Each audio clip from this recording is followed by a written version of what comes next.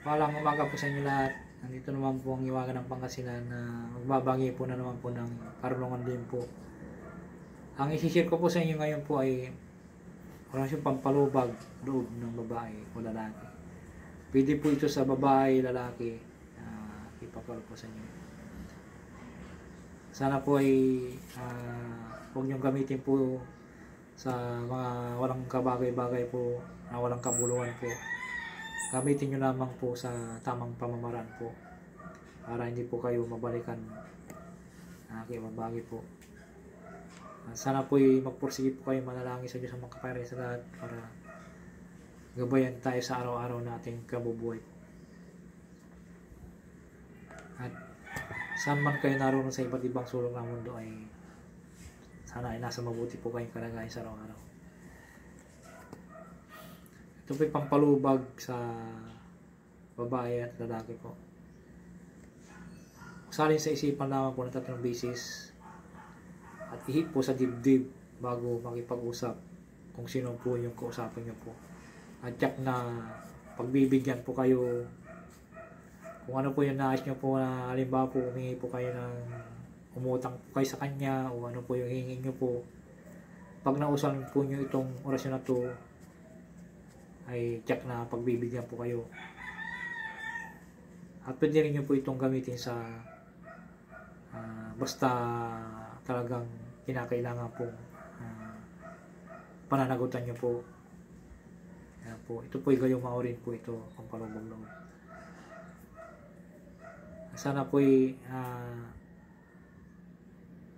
huwag po nyong abusuhin.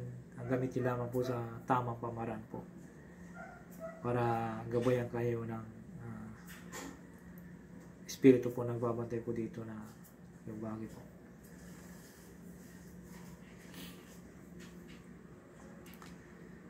Narito po ang orasyon po.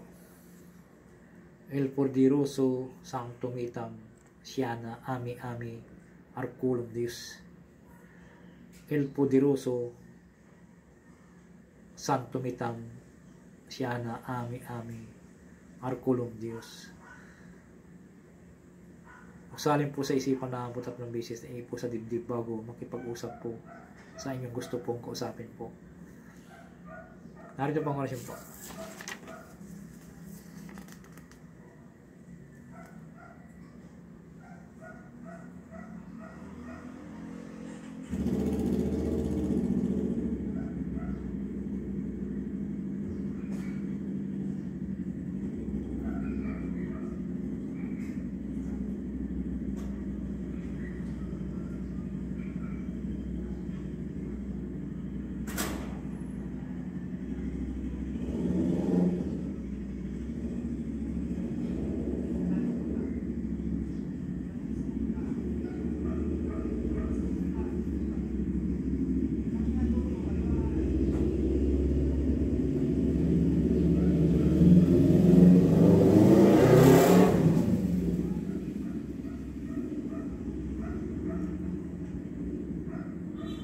Dumana kwan